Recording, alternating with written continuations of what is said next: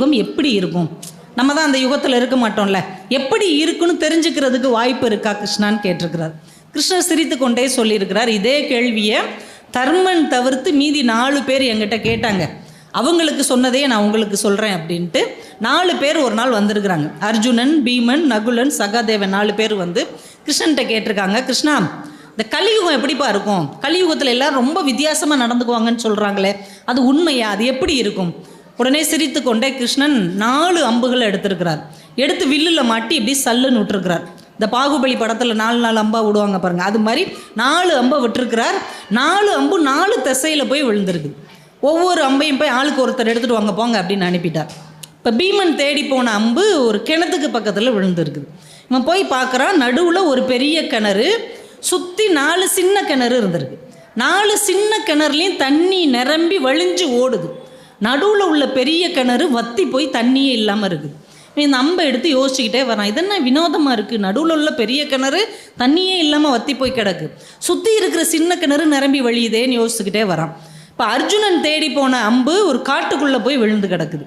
இவன் போய் அந்த அம்பை எடுக்கிறான், ஒரு இனிமையான குயிலின் ஓசை கேட்கிறது. ரொம்ப இனிமையாக இருக்குதே, ரொம்ப அழகாக இருக்குதே அப்படின்னு திரும்பி பார்க்குறான். அந்த காட்சி அவனுக்கு அதிர்ச்சி அளிக்கிறது. ஏன்னா அந்த குயில் இனிமையாக பாடிக்கிட்டு தன் காலுக்கு கீழே ஒரு முயலை போட்டு கொத்திக்கிட்டு இருக்குது. ரத்தம் வர வர கொத்தி கடிச்சிட்டு இருக்குது. ஏன்னா இவ்வளோ இனிமையாக பாடுற குயில் ஒரு முயலை இவரை முரட்டுத்தனமாக கொத்தி சாப்பிடுதுன்னு அவன் அதிர்ச்சி அடைஞ்சு அவனும் வந்துட்டே இருக்கிறான்.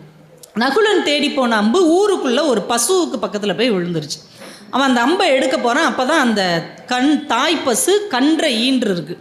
அந்த கன்றை பசு என்ன செய்யும், தன்னுடைய நாவால் வருடி தான் சுத்தம் பண்ணும். நம்ம ஊரில் மாதிரி நர்ஸெல்லாம் வச்சு அதுக்கு சுத்தம் பண்ண தெரியாதுல்ல, மென்மையாக வருடி சுத்தம் பண்ணும். இப்படி சுத்தம் பண்ணும்போது பார்த்திங்கன்னா ரொம்ப ஹார்ஷாக அது தடவி ரத்தமே வர ஆரம்பிச்சிருச்சு கண்ணுக்குட்டிக்கு. இப்போ ஊர்க்காரங்க வந்து அதை பிரித்து விட்றாங்க, என்ன இந்த தாய் பசுவே கண்ணை இப்படி பண்ணுறதே கண்ணுக்குட்டியே அப்படின்னு.